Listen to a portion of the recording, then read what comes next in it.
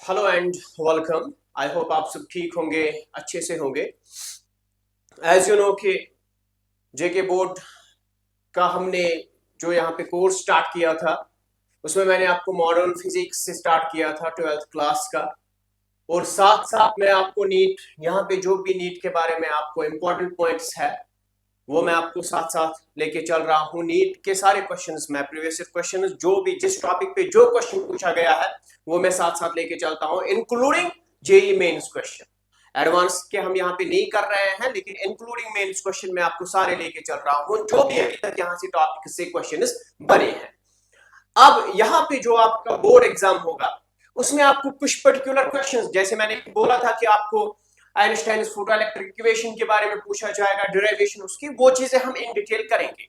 लेकिन कहीं पे फॉर एग्जांपल कुछ छोटे छोटे पॉइंट्स आपको होते हैं, वो मैं नीट के लिए आपको कराता हूं, उनका बोर्ड से कोई लेना देना है नहीं। तो वहां पे मैं आपको साथ साथ प्रीवियस क्वेश्चन भी दिखा रहा हूं कि यहां से नीट में क्वेश्चन बना था, ठीक है ना। तो बोर्ड कम नीट कोर्स से आपका चल रहा है। स्टार्ट हमने कहां से किया था? स्टार्ट हमने किया था simply from the dual nature. इसके हिस्टोरिकल कॉन्सेप्ट्स क्या है, ओरिजिन क्या है, इस कॉन्सेप्ट का कहां से कॉन्सेप्ट डेवलप हुआ था, पार्टिकल नेचर क्या बोलता था, वेव नेचर क्या बोलता था, सब कुछ हमने यहाँ पे पहले लेक्चर में किया था। उसके बाद quantum nature of the light में हमने सिंपली पावर ऑफ ये रेडिएशन पढ़ा, पावर ऑफ फोटॉन पढ़ा, पावर ऑफ रेडिएशन पढ़ा, मोमेंटम पढ़ा, इंटेंसिटी पढ़ी। उसके बाद हम आज यहाँ पे आ जाते हैं, that is the radiation pressure, ठीक है ना। आज हम यहाँ पे आते हैं, रेडिएशन प्रेशर पे आ जाएंगे हम। अब रेडिएशन प्रेशर के बाद इसके बाद हम यहाँ पे स्टार्ट क्या करेंगे, रेडिएशन प्रेशर के बाद will go for the photo electric effect, उसके बाद डी ब्रॉगलीस वेवलेंथ, उसके बाद हमारे पास है यहाँ पे फोटो इलेक्ट्रिक इफेक्ट, थोड़ा सा वास्ट टॉपिक है, इसमें थोड़ा सा टाइम लगेगा, यहाँ लगेगा। फिर एक्सरे और फोटॉन इफेक्ट, दो छोटे छोटे टॉपिक्स है, इसमें नीट के बड़े क्वेश्चंस आपको मिलेंगे, ठीक है ना, अच्छे खासे लेवल के क्वेश्चंस मिलेंगे। अब यहाँ पे ये चीजें जो हमने डिस्कस अभी तक की है, बहुत कुछ हमने डिस्कस किया है। आज हम यहाँ पे लास्ट टाइम हमने इंटेंसिटी पे क्वेश्चंस भी देखे थे, प्रीवियस क्वेश्चन जो आए हैं नीट में। आज हम बात करेंगे रेडिएशन प्रेशर की। देखिए, जैसे ही मैंने आपको पावर पढ़ाया, पावर में मैंने आपको बोला था कि फॉर एग्जांपल यहाँ पे आपके पास एक सोर्स है, और ये सोर्स जो है ये कंटिन्यूअसली आपको यहाँ पे रेडिएशन इमिट कर रहा है। ये जो रेडिएशन इससे निकलती है, ये जो फोटॉन्स इससे निकलते हैं, वो इसका पावर है। कितने फोटॉन से इमिट करेगा, कितनी एनर्जी इमिट करेगा, कितनी रेडिएशन इससे निकलेगी पर यूनिट टाइम, वो बयान करता है इसका पावर, ठीक है ना, दैट इज इट्स पावर। लेकिन उसके बाद यहां पे हम आए थे, सिंपली कहां पे आए थे, हम आए थे इसके बाद, ये तो पावर हो गया था, सिंपली मैंने बोला था कि एनर्जी कितनी रेडिएट हो जाएगी पर यूनिट टाइम, हमने बोला था पावर। लेकिन जब उस पावर में हमने सिंपली यहाँ पे क्या किया था, मैंने आपको बोला था कि एक यहाँ पे एक सरफेस अगर हम यहाँ पे रखेंगे और इस सरफेस में अगर हम देखेंगे कि कितनी रेडिएशन इस पे गिरती है पर यूनिट एरिया, कितना ये रिसीव करता है, कितनी फोटॉन्स इस पे पर यूनिट एरिया पे गिरते हैं, तो वहां पे हमने फिर डिफाइन किया था, हमने डिफाइन की थी इंटेंसिटी हमने डिफाइन की थी। और इंटेंसिटी में हमने बोला था कि it is energy per unit time पर यूनिट एरिया। तो एनर्जी पर यूनिट टाइम तो आपने पढ़ा था कि इट इज पावर, तो पावर पर यूनिट एरिया अगर हम यहां पे बात करेंगे तो दैट इज द इंटेंसिटी। यहां तक तो आपने पढ़ा था, यहां तक तो आपको समझ में आ गया था। फिर हमने इसके बहुत सारे number of photons per unit time हमने निकाले थे। फिर हमने बहुत सारा इस पे चर्चा की थी कि अगर हम ये सरफेस को परपेंडिकुलर रखेंगे, पैरेलल रखेंगे, क्या होता है, ये चीजें हमने डिस्कस की है। अब इसके बाद यहाँ पे क्या आ जाता है, रेडिएशन प्रेशर। अब रेडिएशन तो पता है आपको, it is a beam of photons, beam of energy.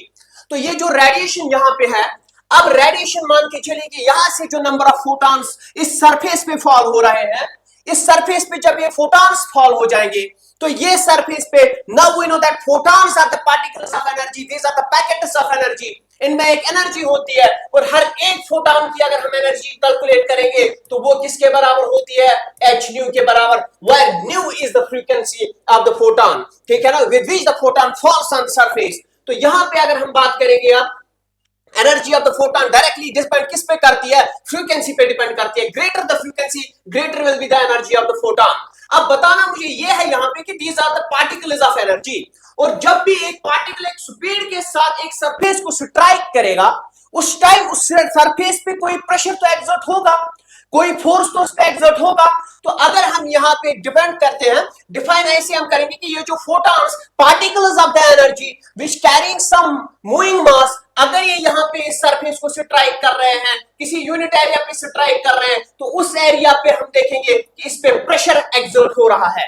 Pressure कैसे एग्जर्ट हो रहा है? बिकॉज यहां पे अगर हम देखेंगे फोटॉन्स कैरी सम मास, फोटॉन्स कैरी सम एनर्जी, तो यहां पे ये जो एनर्जी है, ये पार्टिकल्स है, जब ये स्ट्राइक करेंगे तो यहां पे जो फोर्स पर यूनिट एरिया एग्जर्ट हो जाएगा, फोर्स पर unit area is the pressure, और ये प्रेशर है because of the photons, because of this radiation beam. तो यहां पे हम इसी प्रेशर को क्या बोलते हैं? रेडिएशन प्रेशर बोलते हैं। ओके, सो सिंपली यहां पे जो रेडिएशन प्रेशर होता है, रेडिएशन प्रेशर को हम डिफाइन कैसे करेंगे? सिंपली ये प्रेशर होता है pressure exerted by photons on the surface। ठीक है ना? Pressure exerted bye photons on the surface, ये फोटॉन इस सरफेस पे गिरने के बाद इस पे कितना प्रेशर एक्सर्ट कर रहे हैं, that is simply termed as the radiation pressure. अब यहां पे ये चीज पे डिपेंड करता है, दैट इज द इंटेंसिटी। सीधी सी बात है ना, greater will be the intensity per unit area. जब एक बीम, जब ज्यादा नंबर ऑफ फोटॉन्स फॉल होंगे पर यूनिट एरिया पे, तो उस पे प्रेशर क्या एक्सर्ट होगा? ज्यादा होगा। क्यों? क्योंकि ज्यादा पार्टिकल्स उस पे स्ट्राइक कर रहे हैं। लेकिन यहां पे आपको एक चीज का ध्यान रखना पड़ेगा कि ये सरफेस जो है, ये सरफेस हमें डिफाइन यहां पे करनी पड़ेगी। क्या ये सरफेस जो है, ये रेडिएशन को एब्सॉर्ब करती है, ये रेडिएशन को रिफ्लेक्ट करती है? क्या होता है यहां पे रेडिएशन के साथ? तो there are two types of surfaces. अब जब सरफेसेस की बात आएगी, दो तरह की सरफेसेस होंगी। एक सरफेस है परफेक्टली एब्सॉर्बिंग सरफेस, और सेकंड है रिफ्लेक्टिंग सरफेस। सेकंड है रिफ्लेक्टिंग सरफेस। समझ आ रहा है क्या बोला मैंने? यहां पे सिंपली ये जो रेडिएशन फॉल हो जाती है, अब जब रेडिएशन फॉल हो जाती है, वो तो हमने डिफाइन किया कि ये जो रेडिएशन फॉल होती है, ये एक सरफेस पे गिर जाती है। जिस सरफेस को ये स्ट्राइक करेगी, उस सरफेस पे ये particles of the energy which are photons, ये प्रेशर एक्सर्ट करते हैं, और वही प्रेशर होता है रेडिएशन प्रेशर। अब रेडिएशन प्रेशर कितना और कैसे एक्सर्ट होगा? It depends upon the nature of the surface, whether the surface is perfectly absorbing surface और whether the surface is reflecting surface. अगर आपके पास सरफेस है, अगर ये एब्सॉर्बिंग सरफेस है, एब्सॉर्बिंग सरफेस है, याद रखना, बस छोटा सा टॉपिक है, 5 मिनट का टॉपिक है, नीट में क्वेश्चन आया है, इस पे जेईई में भी क्वेश्चन आया है, तो यहां पे आपको ये चीज याद रखनी पड़ेगी। That is the importance of this. छोटा सा टॉपिक है, इंपॉर्टेंस इतनी है कि नीट में क्वेश्चन पूछा गया है। अब यहां पे एब्सॉर्बिंग सरफेस जो है, एब्सॉर्बिंग सरफेस मतलब जब इस पे रेडिएशन पड़ती है तो ये कंप्लीटली इसको एब्सॉर्ब करती है, जज्ब करती है। रिफ्लेक्ट कोई रेडिएशन नहीं होती है, रिफ्लेक्ट कोई लाइट नहीं होती है। अब ये जो एब्सॉर्बिंग सरफेस आपके पास है, यहां पे जो रेडिएशन प्रेशर होता है, यहां पे जो रेडिएशन प्रेशर होता है, that is equal to I by C। क्यों I by C? What is I? I is the intensity. मैंने पहले ही बोला कि it will directly depend upon the intensity. Greater will be the intensity of light, greater will be the number of photons striking the surface, greater will be the pressure exerted by those photons on the surface। तो यहां पे simply ये intensity पे depend होता है। अब आपको पता है कि यहां पे simply radiation pressure is intensity divided by C। What is C? C is the speed of light in the vacuum, 3 × 10⁸ metre per second. अब यहां पे इंटेंसिटी जो है, now you know intensity itself is defined as power पर unit area, power पर unit area. But pressure क्या होता है? प्रेशर खुद तो होता है ना force exerted per unit area. तो क्या मैं प्रेशर को यहां पे, प्रेशर जो है आपके पास सिंपली यहां पे P is equal to I by C, can I write pressure as force exerted per unit area? कितना फोर्स एक्सर्ट हो रहा है यूनिट एरिया पे, तो उसको हम बोलते हैं pressure. So pressure is itself F by A, और यहां पे this F by A is equal to I by C। समझना चीज को, I by C। Now I itself is power per unit area, or you can say I intensity is energy per unit time per unit area। तो अगर मैं इसको यहां पे change करूं, can I write it as F by A is intensity is power divided by area into अपना ही क्या है C है। ये और ये तो गया, ठीक है ना? बचा क्या आपके पास? F is equal to power, ये पावर P से है, P से प्रेशर भी है, तो डिफरेंशिएट करना पावर डिवाइडेड बाई C। तो दो चीजें आपको याद रखनी है यहाँ पे। One is the radiation pressure. Simply I am defining the radiation pressure here. Radiation pressure is equal to intensity per unit. यहाँ पे क्या है आपके पास, speed of the light, यहाँ पे divided by C. C is the speed of light in vacuum. Now radiation pressure is itself force per unit area, force exerted on the per unit area. So force per unit area is equal to I by C. I is the intensity of the radiation, C is the speed of the photons in the vacuum. तो F by A, that means pressure, it is equal to intensity खुद किसके बराबर होती है, power पर unit area. तो power पर unit area multiplied by C, तो ये एरिया और ये एरिया तो गया, ये और ये कट हो जाता है, बचा आपके पास power by C। So force simply will be equal to power divided by C, power divided by C। अब अगर मैं बात करूं कि आपके पास जो सरफेस है, आपके पास जो सरफेस है वो रिफ्लेक्टिंग सरफेस है। कौन सी सरफेस है, रिफ्लेक्टिंग सरफेस है। एब्जॉर्बिंग सरफेस के लिए तो आपने याद रखा, if the surface is reflecting, now अगर सरफेस आपके पास रिफ्लेक्टिंग है तो व्हाट विल हैपन, सिंपली अगर सरफेस आपके पास रिफ्लेक्टिंग है तो आपके पास ये जो रेडिएशन प्रेशर होता है, रेडिएशन प्रेशर मैं R इसलिए लिख रहा हूं ताकि you will differentiate the pressure and the power. तो रेडिएशन प्रेशर आपके पास किसके बराबर होता है, it is twice I divided by C। Simply when the surface is reflecting, जब सरफेस रिफ्लेक्ट कर रही है तो ट्वाइस I बाय C, जब सरफेस एब्जॉर्ब कर रही है तो I by C। Now can I write it as, ये जो प्रेशर होता है इट इज फोर्स पर यूनिट एरिया, और यहां पे ट्वाइस इंटेंसिटी इज पावर पर यूनिट एरिया इनटू C। ये C खुद ही है ना, तो एरिया और एरिया यहां पे जाएगा, तो बचा आपके पास force is equal to twice P divided by C, and P here is, याद रखना P here is power. P क्या है यहाँ पे, पावर है। तो this is all about the radiation pressure. तो क्या बोला मैंने, radiation pressure is simply pressure exerted by the photons on the surface, surface जिस पे ये फॉल हो रहे हैं, pressure exerted by the radiation on which the surface, जहां पे ये स्ट्राइक कर रहे हैं। तो यहां पे अब ये इंटेंसिटी पे डायरेक्टली डिपेंड करता है, इंटेंसिटी ज्यादा होगी तो रेडिएशन प्रेशर ज्यादा होगी। Why, because the number of photons falling on the surface is more. अगर ज्यादा है तो ज्यादा यहां पे एनर्जी, ज्यादा यहां पे स्ट्राइकिंग, ज्यादा यहां पे उनके द्वारा प्रेशर। अब यहां पे ये जो रेडिएशन प्रेशर है, दो चीजें यहां पे है, यहां तक तो ठीक है। अब ये सरफेस की जब हम बात करेंगे, ये जो सरफेस है इधर it will be perfectly absorbing surface और रिफ्लेक्टिंग सरफेस। अगर एब्जॉर्बिंग सरफेस है तो radiation pressure will be I by C, where I is the intensity, C is the speed of light in vacuum. But pressure P is equal to किसके बराबर होता है, force per unit area, तो F by A is equal to I by C, where I is the intensity equal to power per unit area। तो यहाँ पे area left hand side और right hand side जो denominator में power, ये area है, दोनों साइड कैंसल, तो force is equal to power divided by C, C is the speed of light। But when the surface is perfectly reflecting surface, reflect कर रही है, तो जब ये रिफ्लेक्ट कर रही है तो उस टाइम क्या हो जाएगा, उस टाइम जो आपका यहाँ पे वैल्यू होता है that will be like F by A, that means यहाँ पे जो आपके पास रेडिएशन प्रेशर है, radiation pressure will be twice intensity divided by C। तो यहाँ पे 2I into C, तो यहाँ पे अगर फोर्स पर यूनिट एरिया है 2I power divided by area into C, area and area will cancel out, आपके पास बचेगा क्या, force is equal to 2I power divided by C, 2I power divided by C। बात खत्म, बात खत्म। इतनी सी बात है आपके पास, इतना सा आपके पास बस ये चीज है जो आपको यहाँ पे याद रखना है, ठीक है। Now what will be the value if it is like perfectly absorbing, 100% absorb हो रही है, और यहाँ पे परफेक्टली रिफ्लेक्टिंग, रिफ्लेक्ट बैक हो रही है light. What will happen if there is a value which sustains in between the perfectly absorbing and perfectly reflecting, क्या होगा। चलिए थोड़ा सा दिमाग लड़ाइए, आपको सीधे ही इन दो फार्मूला से ये का आइडिया मिल जाएगा कि वहां पे क्या हो रहा है। जब थोड़ी सी एब्जॉर्ब हो रही है, for example the light 100 number of photons are falling on the surface of some surface, and among the 100 photons the 60 are getting absorbed and 40 are getting reflected back. For example, if 100 rays are getting fallen on the surface, 60 are getting reflected back, 40 are getting absorbed on the surface. So what will happen, what will happen there, formula आपके पास क्या होगी, radiation pressure आप कैसे calculate करोगे। Let's check, among the two formulas you will get the value, है ना। सीधे सी आपके पास बात है, यहाँ पे आपके पास दो फार्मूला यहाँ पे दी हुई है, आप इन दो फार्मूला से ये इन बिटवीन का बता देना, ठीक है ना, इन बिटवीन का बता देना क्या हो जाएगा, क्या फार्मूला हो जाएगी। एंड इन बिटवीन का आपने निकाला ना, you can write down these two from there. ठीक, तो ये आपके पास हो गया radiation pressure.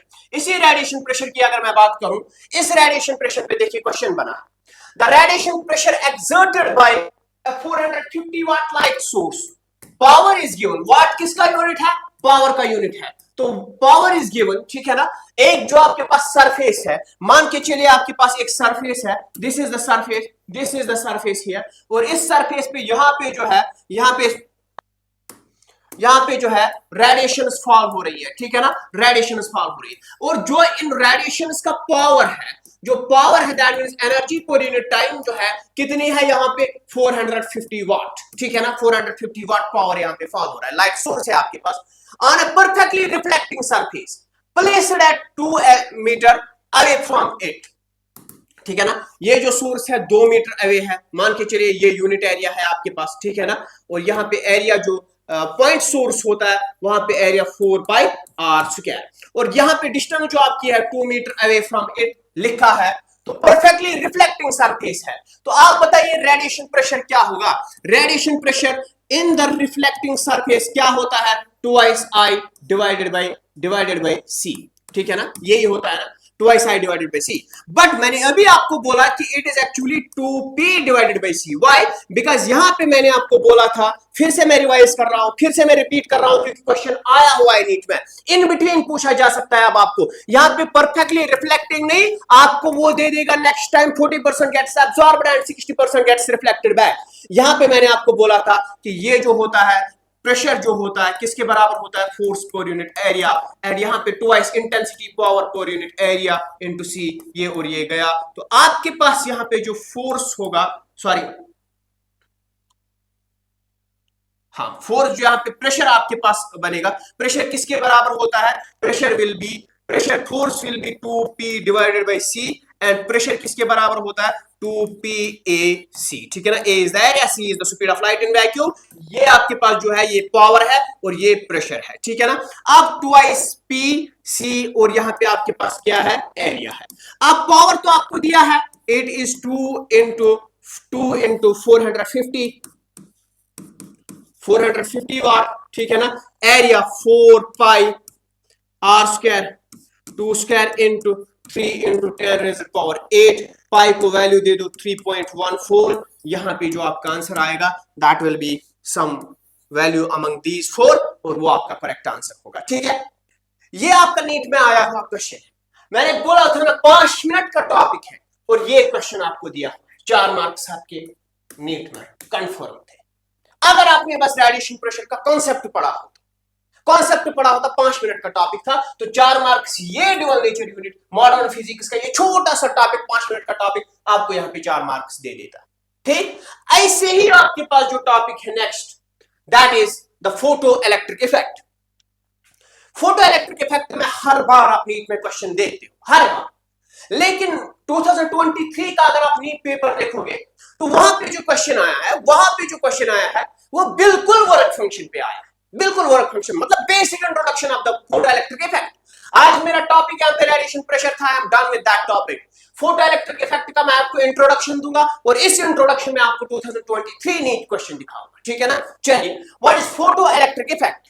Photo electric effect पढ़ने से पहले हम यहाँ पे पढ़ेंगे इलेक्ट्रॉन इमिशन कैसे होता है, इलेक्ट्रॉन इमिशन कैसे होता है। सो इलेक्ट्रॉन इमिशन इज सिंपली, आपके पास एक मेटल सरफेस है, आपके पास एक सरफेस है, ये आपके पास एक सरफेस, और इस सरफेस पे हम इलेक्ट्रॉन्स यहाँ पे जो है, इस सरफेस में जो आपके पास इलेक्ट्रॉन्स है, लूजली बाउंड इलेक्ट्रॉन्स को हमें यहाँ पे बाहर निकालना है, हमें उसको बाहर निकालना है, इजेक्ट करना है from the surface of metal, ठीक है ना। हम कैसे कर सकते हैं, आपके पास बहुत सारे तरीके हैं। First is you will give heat, ठीक है ना, आप यहाँ पे हीट दोगे इसको, जब आप हीट एनर्जी दोगे तो हीट एनर्जी मतलब ये इस एनर्जी को एब्सॉर्ब करेगा, उस एब्सॉर्प्शन ऑफ द एनर्जी से यहाँ पे बॉन्ड्स ब्रेक हो जाएंगे, ये सफिशिएंट एनर्जी यहाँ पे गेन करेगा और यहाँ से बाहर निकलेगा। तो ये जो एमिशन हो गया इसको बोलते हैं थर्मोनिक एमिशन। जब आप हीट एनर्जी को यूज करोगे as an external source of energy to emit eject electron from the surface of metal, वहां पे जो emission होता है that emission is called, यहां पे क्या होता है, thermonic emission। उसके बाद आपके पास सेकंड इमिशन होता है, that is the field emission. क्या होता है? Field emission. फील्ड इमिशन में you will use the electric field. क्या आप यूज करोगे? Electric field, strong electric field आप यूज करोगे।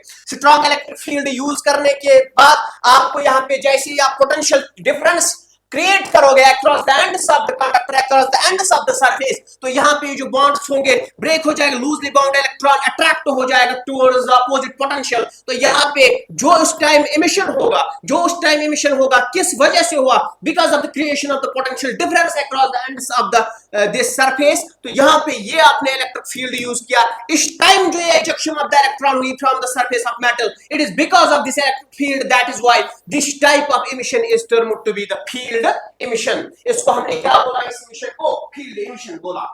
ऐसे ही एक इमिशन होता है। नाउ यू नो कि आपके पास जो लाइट होती है, this light is actually when we are talking of the particle nature of light, ये जो लाइट होती है ये पार्टिकल्स ऑफ एनर्जी होती है। और वो particles energy of quantum particles of energy आपके पास क्या होते हैं? फोटॉन्स होते हैं। अब ये जो फोटॉन्स हैं, फोटॉन आपके पास एक पार्टिकल ऑफ एनर्जी है, एक पैकेट ऑफ एनर्जी है। तो क्या ये एनर्जी हम यूज कर सकते हैं to remove the electron from the surface of metal? To remove the electron from the surface of metal, simply you need external energy in order to remove the electron from the surface of metal.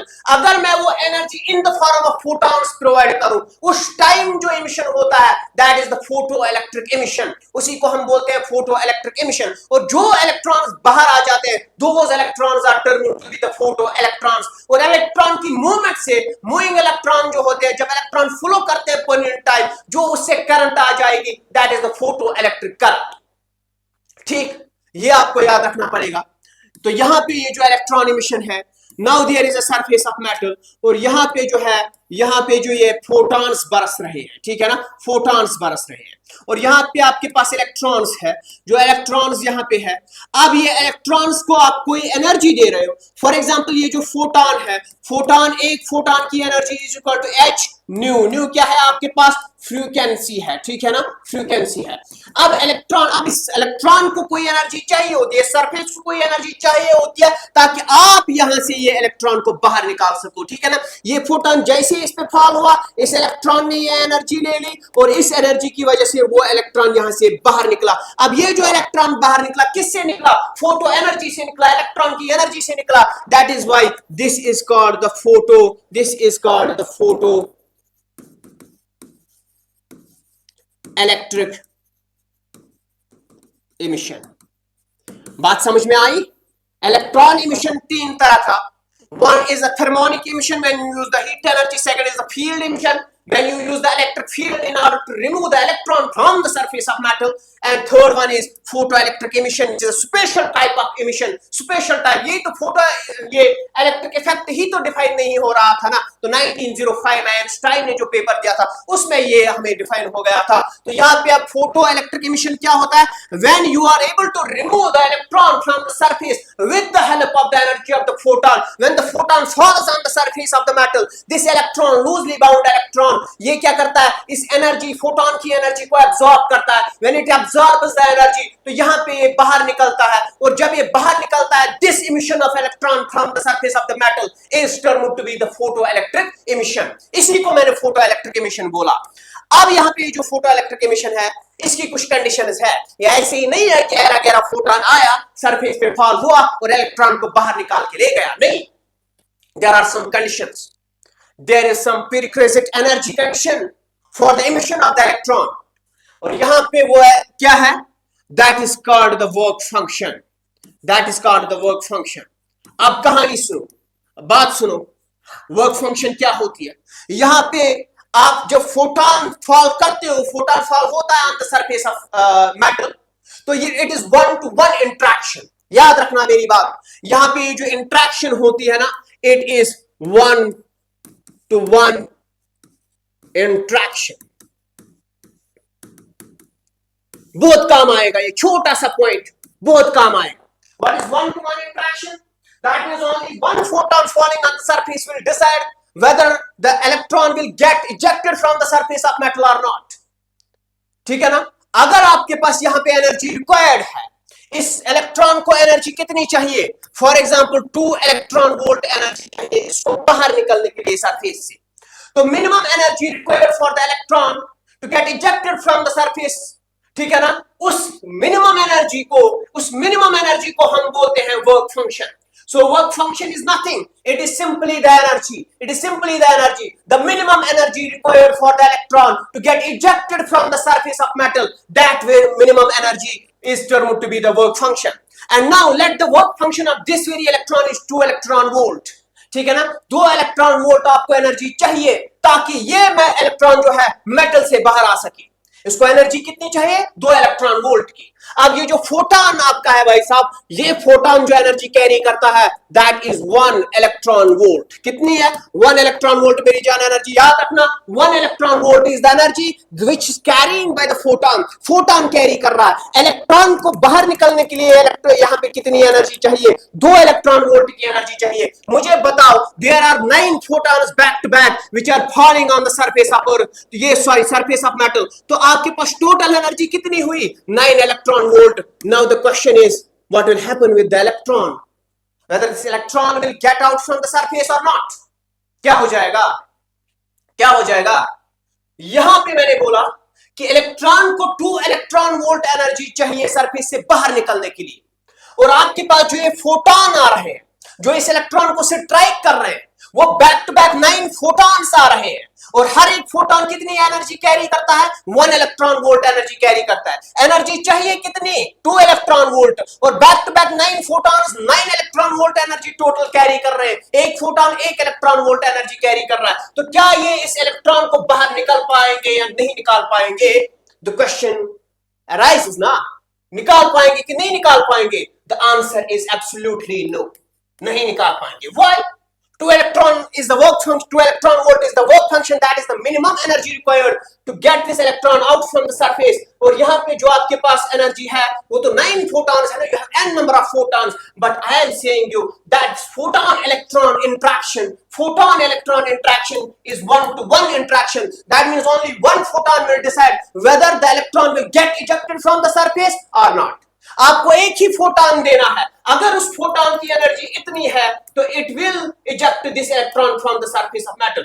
अगर इसकी energy इससे कम है, work function से कम है, तो it is not able to eject this electron from the surface of metal. तो इस फोटॉन को हम बोलेंगे नालायक फोटॉन.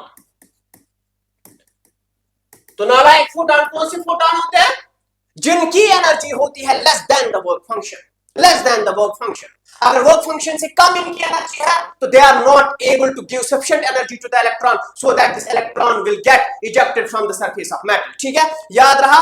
अब यहां पे आपके पास मैं एक सिंपल सी एक सरफेस बनाता हूं, और इस सरफेस में आपके पास इलेक्ट्रॉन है, और इस इलेक्ट्रॉन की जो वर्क फंक्शन है, वर्क फंक्शन जो इसकी है, मान के चलो 3 इलेक्ट्रॉन वोल्ट है.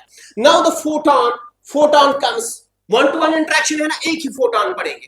फोटॉन कम्स, एक फोटॉन की जो एनर्जी है दैट इज 3 इलेक्ट्रॉन वोल्ट, दूसरे की जो है दैट इज 3.1 इलेक्ट्रॉन वोल्ट, तीसरे की जो है दैट इज 2.9 इलेक्ट्रॉन वोल्ट. मुझे बताओ इन 3 में से कौन इस इलेक्ट्रॉन को बाहर निकाल पाएगा?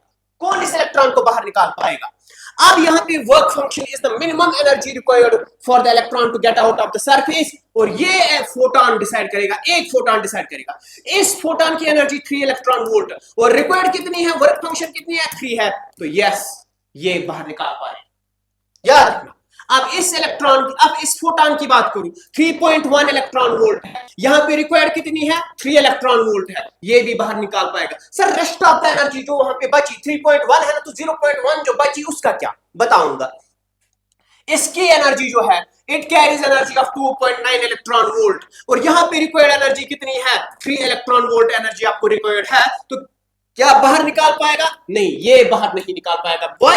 Because the energy of this very photon is less than that of the work function of the electron, so this not able to ये remove this electron from the surface of metal. ठीक, तो यहां पे ये जो अब आपके पास एनर्जी है, तो ये तो हो गई 3 इलेक्ट्रॉन वोल्ट, तो इसने ले ली वर्क फंक्शन ने. बचा क्या? कौन आपको ऐसे समझाएगा? कौन? हाँ, बचा क्या? यहां पे 0.1 इलेक्ट्रॉन वोल्ट बचा. ये एनर्जी जो है, this energy is used by the electron to gain kinetic energy. ये भागने के लिए ये फिर काम लेता है इससे, ठीक है ना। एंड काइनेटिक एनर्जी किसके बराबर होती है, 1/2 of mv²। That means velocity of the electron will get increased with this rest of the energy जो बची वहां पे, ठीक है ना। इन डिटेल हमें एक एक चीज पढ़नी है, एक एक चीज सीखनी है, लेकिन यहां पे मैं आपको बेसिक समझा रहा हूं, बेसिक समझा रहा हूं। अब ये जो फोटोन आपके पास है 3 इलेक्ट्रॉन वोल्ट वर्क फंक्शन है, लेकिन एनर्जी ऑफ द फोटोन किसके बराबर होती है, एच न्यू। ये तो हो गया कांस्टेंट, कांस्टेंट। तो एनर्जी ऑफ द फोटोन किस पे डायरेक्टली डिपेंडेंट है, फ्रीक्वेंसी पे, फ्रीक्वेंसी ऑफ द फोटोन पे। तो एक फ्रीक्वेंसी, फॉर एग्जाम्पल मैं आपको बोलूंगा इसके पास फ्रीक्वेंसी है, इसके पास फ्रीक्वेंसी है, कोई फ्रीक्वेंसी मान लो फ्रीक्वेंसी ए है। अब आपको फ्रीक्वेंसी बढ़ानी है ना यहाँ पे, तब जाके इस इलेक्ट्रॉन, इस फोटोन की एनर्जी बढ़ जाएगी, 3 इलेक्ट्रॉन वोल्ट हो जाएगी, तब जाके ये इसको बाहर निकालेगा। तो इसकी एनर्जी बढ़ाने के लिए, फोटोन की एनर्जी बढ़ाने के लिए आपको फ्रीक्वेंसी बढ़ानी पड़ेगी। तो इनडायरेक्टली जो मैं बोल रहा हूं ना कि एक एनर्जी रिक्वायर्ड होती है, वर्क फंक्शन, मिनिमम एनर्जी, तो यहां पे भी फोटोन के पास एक मिनिमम एनर्जी होनी चाहिए ना, equal to the work function of the electron. तो वो मिनिमम एनर्जी कहां से आएगी, उसके पास तो फिर एक डेफिनेट यहां पे फ्रीक्वेंसी होनी चाहिए ना, जिससे ये इलेक्ट्रॉन बाहर आ जाएगा। तो the value of the frequency at which the energy of the photon equals the work function, or simply you can say the value of the frequency जहां पे ये इलेक्ट्रॉन को बाहर निकालने के काबिल है, एग्जैक्टली इसके पास एनर्जी उतनी है जितनी वर्क फंक्शन है, उस फ्रीक्वेंसी को हम बोलते हैं new not, that is the thrust hold frequency. याद रहा, वर्क फंक्शन क्या है, minimum energy for the electron बाहर निकालने के लिए। तो यहां पे फोटोन के पास भी मिनिमम एनर्जी इतनी होनी चाहिए ना, ताकि ये इसको बाहर निकाले, और इसकी एनर्जी डिपेंड होती है फ्रीक्वेंसी पे। तो वो फ्रीक्वेंसी जिस पे ये इलेक्ट्रॉन को बाहर निकालेगा, बस वर्क फंक्शन की बराबर एनर्जी होगी, उस फ्रीक्वेंसी को हम बोलते हैं थ्रेशोल्ड फ्रीक्वेंसी। तो अब अगर मैं आपको ये कहूं, अब ये लेमन लैंग्वेज छोड़ो, अब मैं आपको अगर बोलूं एक फोटोन आ रहा है, and this photon travels with the frequency equal to the threshold frequency। ये जो फोटोन आ रहा है ऊपर से, इसकी फ्रीक्वेंसी जो है that is equal to the threshold frequency, क्या ये इलेक्ट्रॉन को बाहर निकालेगा?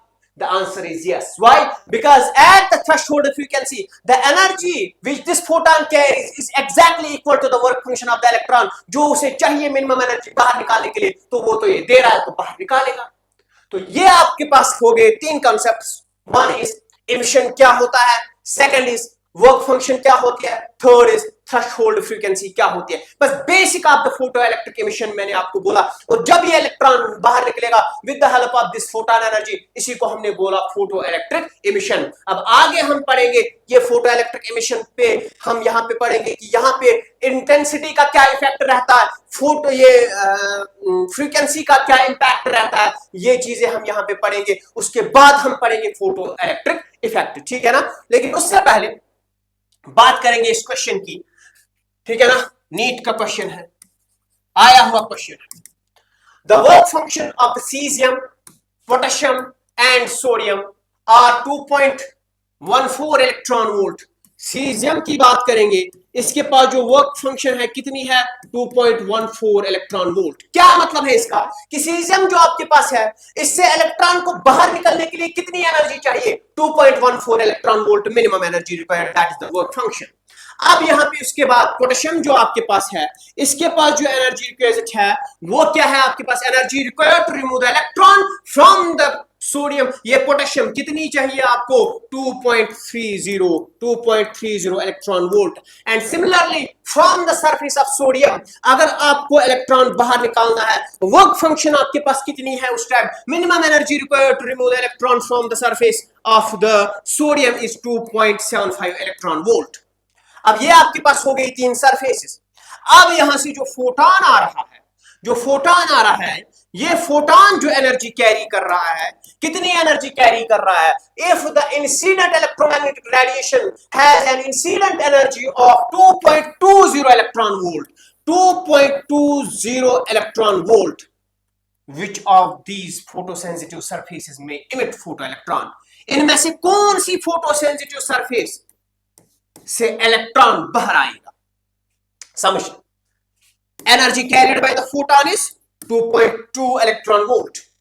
एंड यहां पे आपको वर्क फंक्शन बता रही है कि एनर्जी कितनी आपको चाहिए सीजियम से इलेक्ट्रॉन बाहर निकालने के लिए, पोटेशियम से बाहर निकालने के लिए, वर्क ये सोडियम से बाहर निकालने के लिए।